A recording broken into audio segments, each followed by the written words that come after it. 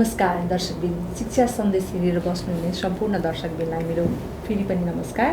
आज हामीले साहित्यमै कलम चलाउनुभएका व्यक्तिहरूसँग कुराकानी गर्ने जमर्को गरेका छौँ। साहित्यमा एकदमै सबैको आँखामा अगाडि बढ्न सफल व्यक्तित्व, वरिष्ठ साहित्यकार भन्न रुचाउँछौँ हामी सबै उहाँलाई। आज हामीसँग हुनुहुन्छ डाक्टर दामोदर पुडासैनी। आउनुहोस् कार्यक्रममा उहाँलाई स्वागत गरौँ। स्वागत छ यहाँलाई। धन्यवाद बहिनी, तपाईसित कुरा गर्ने मौका मिल्यो तपाईको यो कार्यक्रममा। यसले मलाई खुसी लागिरहेको छ। सुरुवातको अहिलेको यो कोभिडकै कुराबाट सुरुवात गर्न चाहे आज चाहिँ मैले। हजुर, के छ कोभिडले सरलाई कतिको असर पारिरहेको छ? अब असर त विश्वभरि नै एउटा कोभिडले असर गरिरहेको बेलामा अब हरेक मान्छेलाई त्यसको सन्तास त छ नै। त्यस हिसाबले अब 2076 सालभन्दा अगाडि जसरी सहज रूपमा हिँड्न पाइएको थियो त्यसरी त पाइने स्थिति छैन। डर त छ, तैपनि अब अहिलेसम्म भनौँ न एउटा सचेत भएर सामाजिक दूरी कायम गरेर शारीरिक सचेतताको कारणले अहिलेसम्म त्यसले कुनै खराब चाहिँ गर्न पाएको छैन। हामी साहित्यतिरै लागौँ। हजुर हजुर। साहित्य भन्नासाथ कसरी बुझ्न सक्छौँ साहित्यलाई हामी? साहित्य भन्ने बित्तिकै एउटा भन्न त मान्छेहरू साहित्यलाई समाजको ऐना हो, समाजको प्रतिबिम्ब हो पनि भनेर भन्छन्। तर मेरो विचारमा साहित्य भनेको एउटा जीवन र जगत। हामी मान्छेहरू एउटा हुने बित्तिकै, प्राणीहरू हुने बित्तिकै जीवन छ र जगत भनेको यो सारा संसार छ भनेको साहित्यले यो जीवन र जगतको सम्बन्ध, अन्तर सम्बन्धको बारेमा पनि खोजी गर्छ र त्यो लेख्छ र जीवनको बारेमा, जगतको बारेमा लेखेर यसभित्र भएको रहस्यहरूलाई पनि उजागर गर्ने काम गर्छ र त्यसलाई एउटा पाठकहरूलाई नयाँभन्दा नयाँ रोचक सामग्रीहरू साहित्यले दिन्छ, जसले जीवन अझ कसरी सुमधुर ढङ्गले अघि बढाउन सकिन्छ र यो सारा संसारलाई अझ कसरी नयाँ ढङ्गले परिचालन गरेर बढीभन्दा बढी फाइदा लिन सकिन्छ भन्ने कुरा पनि साहित्यले देखाउँछ। हजुरले साहित्यमा कलम चलाउँदा थुप्रै कविता सङ्ग्रह, नियात्रा, दर्शनहरू प्रकाशित गरिसक्नु भएको छ। हजुर। सम्पूर्ण दर्शकहरूको सामु पुगिसकेको छ होइन? पाठकहरूले तपाईँको एकदमै रुचि राख्नुहुन्छ होइन? जस्तो अब अहिले भर्खरै पनि हजुरको नयाँ ग्रीष्मको नीलो बतास भन्ने नियात्रा प्रकाशित गरेर लगभग 1 हप्ता भनौँ न, यो साताभित्रमा एकदमै पाठकको रुचिमा पर्नु भएको छ होइन?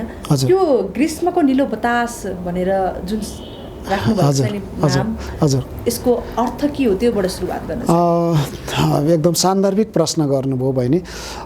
कुरा के हो भने यो ग्रीष्मको नीलो बतास भन्नेको तपाईँले भन्नुभएको जस्तै नियात्रा सङ्ग्रह हो यो। र यो नियात्रा भनेको मैले काठमाडौँदेखि खप्तडसम्म गरेको यात्रा र खप्तडभन्दा नजिकैका जिल्लाहरू डडेलधुरा, बैतडीतिर गरेको यात्रा र त्यसभन्दा पारी भारतीय भूभागहरू नैनीतालदेखि त्यस वरिपरि गरेका यात्रा, त्यो यात्राको प्रसङ्गमा मैले लेखेको कृति हो यो ग्रीष्मको नीलो बतास भन्ने। र यो ग्रीष्मको नीलो बतास आफैमा पनि एउटा चाखलाग्दो रुचिकर शीर्षक छ। तपाईँले भन्नुभएको जस्तो खप्तड क्षेत्रमा घुम्दाखेरि त्यहाँ सबै कुरो चमत्कारिक र जादुगरको रूपमा, जादुई रूपमा चाहिँ त्यहाँका दृश्यहरू देखिन्छन् र त्यहाँको घुमफिर, त्यहाँ मान्छे पुग्दाखेरि संसारमा पुगे भन्दा फरक किसिमले पुग्छ र त्यो ग्रीष्मको बेलामा जब खप्तड पुगिन्छ त्यो बेलामा सारा आकाश मात्रै निलो हुने होइन, त्यहाँको बतास पनि निलो रूपमा चलेको जस्तो मान्छेले महसुस गर्छ।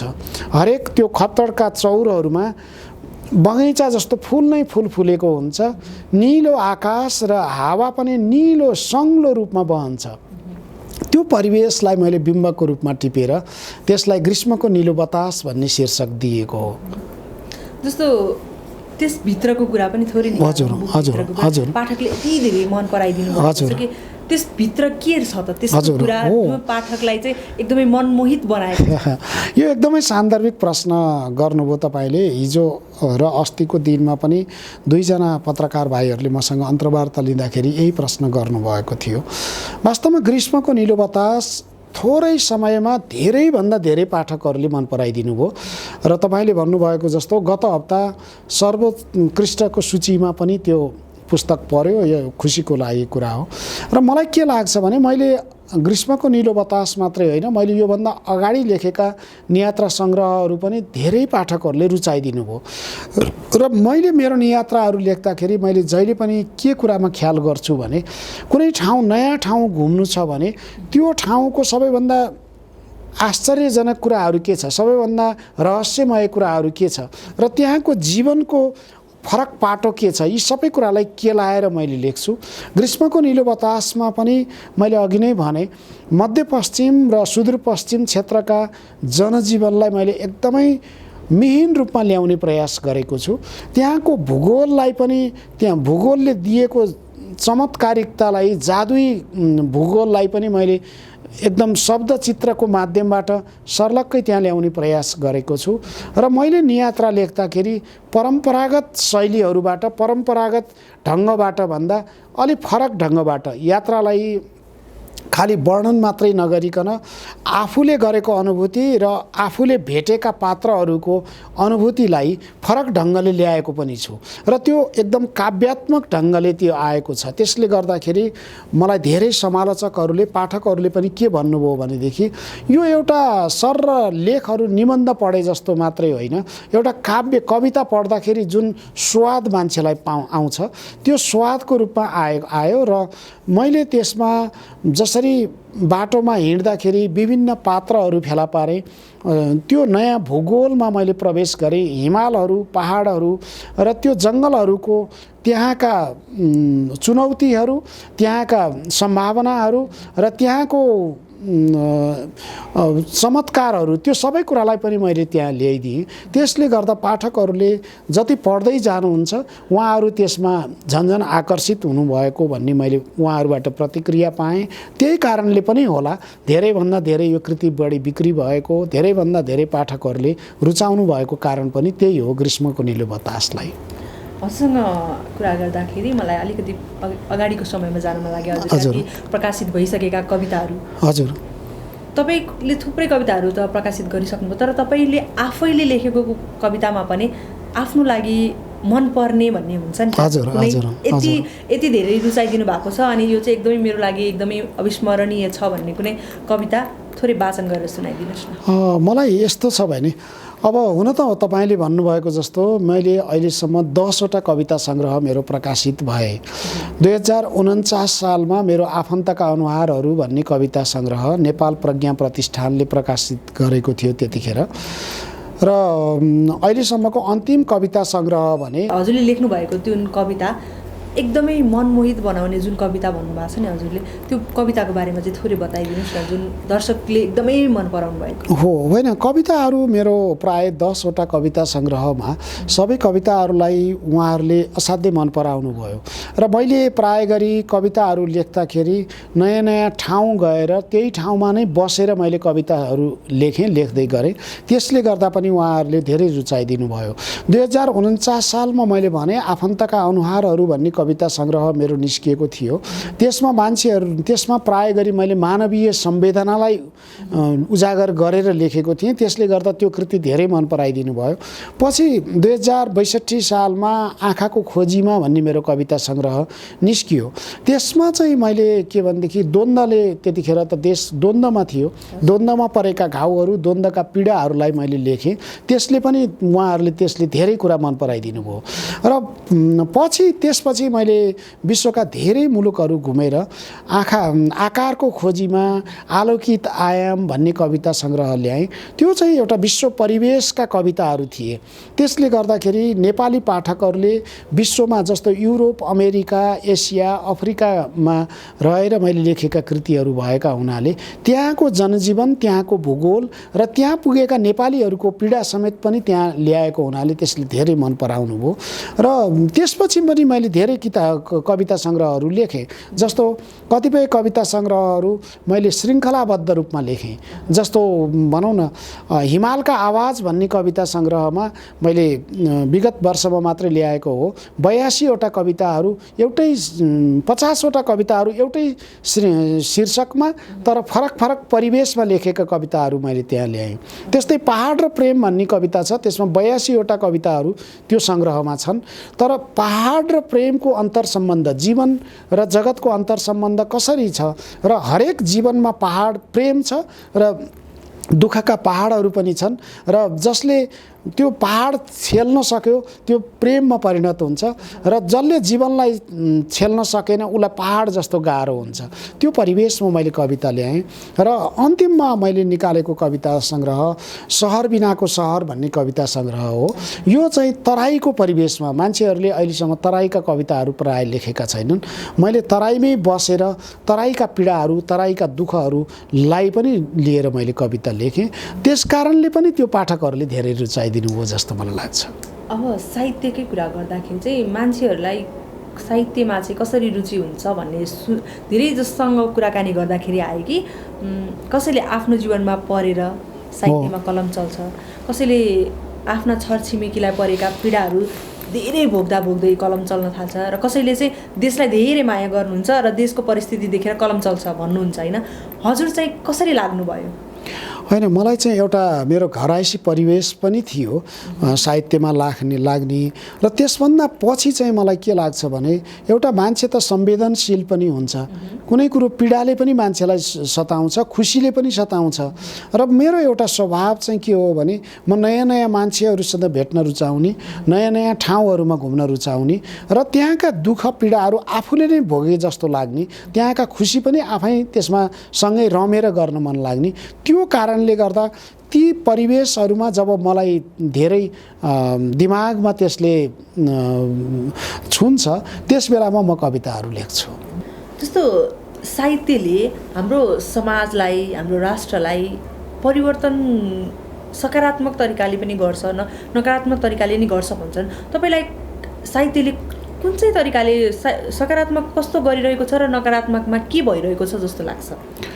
मैले अघि पनि भने साहित्य भनेको समाजलाई बाटो देखाउने एउटा माध्यम पनि हो, समाजलाई सही बाटो देखाउने होइन। साहित्य लेख्नु भनेको त समाज बिगार्न त साहित्य कसैले पनि लेख्दैन।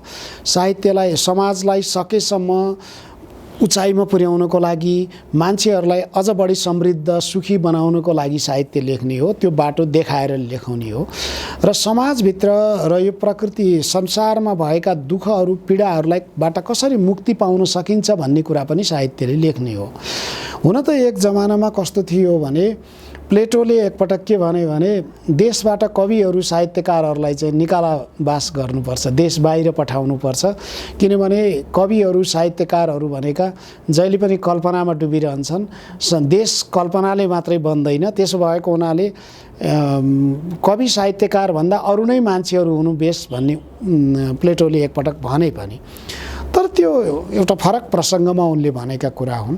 साहित्य भनेको समाजको हितको लागि हुने भएको हुनाले साहित्य जरुरी छ र साहित्यले समाजलाई परिवर्तन गर्ने नै हो। विश्वको संसारको उदाहरण हेर्दाखेरि पनि के देखिन्छ भने संसारमा ठुला ठुला क्रान्तिहरू भए, क्रान्तिबाट शान्ति पनि भयो, त्यो सबै काम साहित्यको माध्यमबाट भयो। तत्कालै त्यसले देखिँदैन, तर हेर्दाखेरि हेर्नुहोस् न, रुसमा भएको क्रान्ति, फ्रान्समा भएको क्रान्ति, जापानमा भएको क्रान्ति, जर्मनमा भएको क्रान्ति, बेलायतमा भएको क्रान्ति, यो सबै क्रान्तिको पछिल्तिर साहित्यको ठुलो भूमिका छ र त्यो क्रान्तिपछि समाजको विकास जे जसरी भयो साहित्यकै कारणले भयो। साहित्यमा नयाँ नयाँ वादहरू आए, नयाँ नयाँ दर्शनहरू आए, नयाँ नयाँ सिद्धान्तहरू आए र त्यो वाद दर्शन सिद्धान्तले प्रतिपादन गरेका कुराहरूबाट साहित्य लेखे मान्छेहरूले, साहित्यकारहरूले, र त्यो साहित्य पढेर मान्छेले धेरै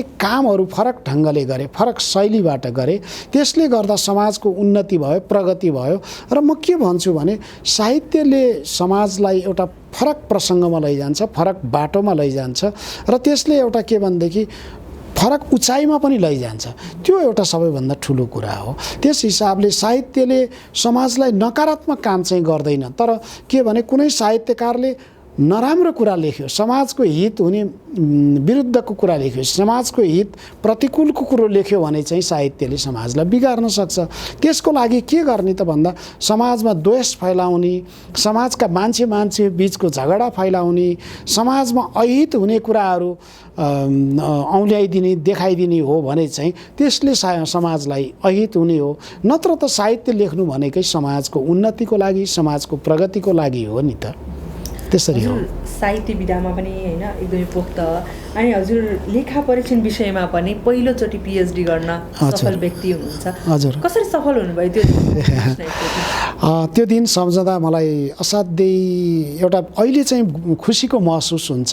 हिजो मैले तपाईँले भन्नुभएको जस्तो एकातिर मेरो लेखा परीक्षणको विषय थियो, म पेसाले पनि लेखा परीक्षणमा रहेको मान्छे, र अर्कोतिर मेरो के थियो भनेदेखि लेखा परीक्षणको अध्ययनलाई एकदम गहिरो रूपमा अघि बढाउने, शोध गर्ने, खोज गर्ने काममा पनि म लागेको थिएँ। र त्यसको साथसाथै म साहित्यलाई पनि मैले एक क्षण पनि रोकिनँ। मेरो विद्यावारिधीको अध्ययनको वर्षहरूमा पनि मैले हरेक वर्ष जस्तो मैले पुस्तकहरू निकालिरहेँ, फुटकर रचनाहरू पनि रचिरहेँ। एउटा के हुँदो रहेछ भनेदेखि मान्छेले सक्ने बेलामा नै सबै कामहरू गर्नुपर्छ भन्ने मेरो उद्देश्य हो। त्यस हिसाबले कुनै काम गाह्रो छ भनेर त्यसलाई थाती राख्ने, कुनै काम सजिलो छ भनेर त्यसलाई तुरुन्तै गर्ने भन्ने हुँदैन। जीवनमा सबैभन्दा ठुलो र महत्त्व दिनुपर्ने कुरा के छ त्यसलाई चाहिँ बढी ध्यानपूर्वक काम गर्नुपर्छ, त्यसलाई चाहिँ बढीभन्दा बढी महत्त्व दिएर काम गर्नुपर्छ र त्यसको प्रतिफल आउने किसिमले काम गर्नुपर्छ भन्ने हिसाबले मैले विद्यावारिधी पनि गरेँ। तपाईँले भन्नुभएको जस्तो यो म पहिलो नेपाली नै हो लेखा परीक्षण विषयमा विद्यावारिधी गर्ने, र त्यसको साथसाथै मैले साहित्यलाई पनि एक क्षण पनि छोड्नु हुँदैन र मैले सरकारी सेवालाई पनि उच्च महत्त्वका साथ काम गर्नुपर्छ भनेर तीनवटै कामलाई मैले अघि बढाएँ।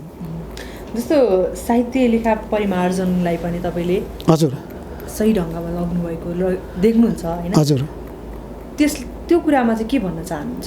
के को? साहित्य र लेखालाई परिमार्जन गर्नुभएको छ नि त। हो होइन, मलाई के लाग्छ भने हरेक कुराहरू एउटै ठाउँमा रहिरह्यो भने त्यसले न समाजको उन्नति हुन्छ न मान्छेको उन्नति हुन्छ। त्यसो भएको हुनाले एउटा नयाँ विचार दिने हो हरेक कुरामा। साहित्य लेख्दाखेरि पनि पाठकलाई नयाँ विचार दिने हो र अरू कामहरू लेखामा होस्, लेखा परीक्षणमा होस्, यी कामहरू गर्दा पनि नयाँ विचार दिने हो। त्यसले गर्दा हिजोसम्म भइरहेका कामहरू, हिजोसम्म भएका उपलब्धिहरू त सबैले पाइसकेका हुन्छन् नि। मैले नयाँ लेखा परीक्षणमा पनि नयाँ विचार दिन सकेँ भने मात्रै त्यो सबैको लागि अनुकरणको विषय हो। लेखाको लागि पनि नयाँ विचार दिन सकेँ भने त्यो सबैभन्दा खुसीको कुरा हो। र त्यसको साथसाथै साहित्यमा पनि नयाँ मैले विधा, नयाँ किसिमका सिर्जनाहरू, नयाँ शैलीहरू, नयाँ विषयहरू दिएँ भनेदेखि त्यसले साँच्चै पाठकहरूको हित हुन्छ, उसको विचार पनि माथि पुग्न सक्छ, उसको काम गर्ने शैली पनि माथि पुग्न सक्छ। मैले यही कुरालाई विचार गरेर यतातिर लेखा परीक्षणमा पनि फरक किसिमको विचार दिएको हो र साहित्यमा पनि फरक किसिमको धारणा, फरक किसिमको शैली र विषयलाई मैले प्राथमिकता दिएको हो। अब नयाँ पुस्ताहरूको साहित्यकार नयाँ पुस्ताहरू पनि हुनुहुन्छ, उहाँहरू चाहिँ कतिपय चाहिँ असाध्यै राम्रा पनि हुनुहुन्छ। हजुर होइन, उहाँहरूले चाहिँ प्रकाशित गर्न सक्नुभएको अवस्था पनि छैन। थुप्रै हुनुहुन्छ त्यस्ता होइन। जस्तो त्यो अवस्थामा चाहिँ हाम्रो साहित्यको लागि अलिकति कम प्रायोरिटी सरकारबाट भएको हुँदाखेरि उहाँहरूको लागि के गर्न सकिन्छ भन्ने लाग्छ हजुर एउटा साहित्यकार हो? यो असाध्यै महत्त्वपूर्ण प्रश्न हो साहित्यको सन्दर्भमा। अहिले धेरै मान्छेहरूलाई सबैभन्दा ठुलो समस्या नै साहित्य कृतिहरूको प्रकाशन नै हो। मान्छेहरूले लेख्छन्, एउटा लेखकलाई कति गाह्रो छ भने लेख्नु पनि उसको लागि ठुलो कुरा हो, किनभनेदेखि उसलाई समय चाहियो, साधन चाहियो, स्रोत चाहियो। जीवन बाँच्नको लागि उसले अरू धेरै काम गर्दा गर्दै अलिअलि समय छुट्याएर उसले लेख्ने हो।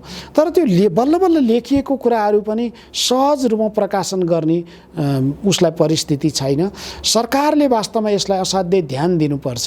अहिले सरकारी संस्थाहरूले पनि के गरेको छ भनेदेखि आफ्नो मान्छे र अर्काको मान्छे भन्ने ठम्म्याएर मात्रै प्रकाशित गर्ने गरेको छ, त्यो गलत कुरा हो। एउटा राम्रो प्रतिभाको राम्रो कृति छ भने सरकारले त्यो सरकारी संस्थाहरू नै त्यसरी गठन गरिदिनुपर्छ र ती संस्थाहरूले जोसुकैको होस् मूल्याङ्कनमा राम्रो कृति छ भनेदेखि उसलाई राम्रोसित प्रकाशमा ल्याइदिने वातावरण गर्नुपर्छ। लेखकलाई लेख्ने वातावरण पनि सिर्जना गरिदिनुपर्छ। उसलाई काम छुट्याइदिएर हुन्छ कि नयाँ ठाउँमा घुम्न पठाएर हुन्छ कि कृति लेख्दाखेरि उसलाई स्रोत साधनहरू जुटाइदिएर हुन्छ कि के गरेर हुन्छ, उसलाई त्यो परिस्थिति जुटाइदियो भने न त्यो लेखकले राम्रोसँग लेख्न सक्छ। तर के भने सरकारको काम केही मान्छेहरूलाई जागिर दिने मात्रै होइन, उसले साँच्चै एउटा नयाँ काम गर्ने मान्छेलाई काम गर्ने वातावरण दिनुपर्छ, राम्रा कृतिहरूलाई समाजमा ल्याइदिनुपर्छ। त्यो चाहिँ जरुरी छ। साहित्यमा लाग्नु हुँदाखेरि परिवारको सहयोग कतिको छ हजुरको लागि? यो एउटा कुनै पनि काम गर्दाखेरि परिवारको सहयोग भएन भने त्यो मान्छेले केही गर्नै सक्दैन। किनभने त्यसमाथि पनि साहित्य लेख्नु भनेको त उसलाई अरू धेरै काम छोडेर ऊ त्यसमा केन्द्रित हुनुपर्छ। बिहान बेलुका अब परिवार भन्ने बित्तिकै बिहान बेलुका को कुरा आउँछ, रातिको कुरा आउँछ। अरू बेलामा त मान्छे कामको सिलसिलामा, जागिरको सिलसिलामा, पेसाको सिलसिलामा बाहिर हिँड्छ र त्यो जागिरको परिवेश र साहित्य लेख्ने परिवेशमा पनि जब उसको घरायसी वातावरण मिल्यो, उसको परिवारले सहयोग गर्यो भने मात्रै उसले राम्रा कृतिहरू ल्याउन सक्ने हो। नत्र भनेदेखि उसको एउटा बिथोलिएको मानसिकतामा त उसले नयाँ कृतिहरू ल्याउन सक्दैन। मलाई चाहिँ के लाग्छ भने मेरो परिवारको पूर्ण सहयोग भएको कारणले नै मैले यी कृतिहरू लेख्न सकेको हो। यदि परिवारबाट सहयोग नहुने हो भनेदेखि म यो कृतिहरू लेख्ने, नयाँ सिर्जना गर्नेको सट्टा अरू कुरामा म बिथोलिन्थेँ होला, त्यसले राम्रो सिर्जना गर्न सक्दैन थियो। हस् त, कार्यक्रममा समय दिनुभयो हजुरले, हजुर धेरै धेरै धन्यवाद हजुरलाई। म पनि तपाईँ आयुष पोखरेल र प्राविधिक मित्र प्रकाश दाहाल तपाईहरू दुवैजनाप्रति आभारी छु र तपाईँको यो शिक्षा सन्देश यो कार्यक्रमले तपाईँले यसरी साहित्यको बारेमा, सञ्चारको बारेमा, अरू धेरै विषयमा तपाईँले यसरी कामहरू गरिरहनु भएको छ। तपाईँहरूको यो टिमलाई नै म शुभकामना पनि व्यक्त गर्छु। मलाई सम्झिनुभयो, यसले मेरा पनि 2-4वटा कुराहरू तपाईँहरूले दर्शक समक्ष, पाठक समक्ष पुर्याइदिनु भयो, त्यसको लागि पनि म आभारी छु। हस् त, कार्यक्रमको लागि समय दिँदा धेरै धेरै धन्यवाद। हस्, मेरो पनि धेरै धेरै तपाईँहरूलाई धन्यवाद छ। कार्यक्रम हेरिदिनु भयो, समय दिनुभयो, यसका लागि धेरै धेरै धन्यवाद। र अन्य शिक्षा सम्बन्धी र साहित्य सम्बन्धी अन्य थुप्रै ज्ञानका कुराहरू लिएर पुनः उपस्थित हुने बाचा गर्दै म बिदा माग्दछु। धन्यवाद।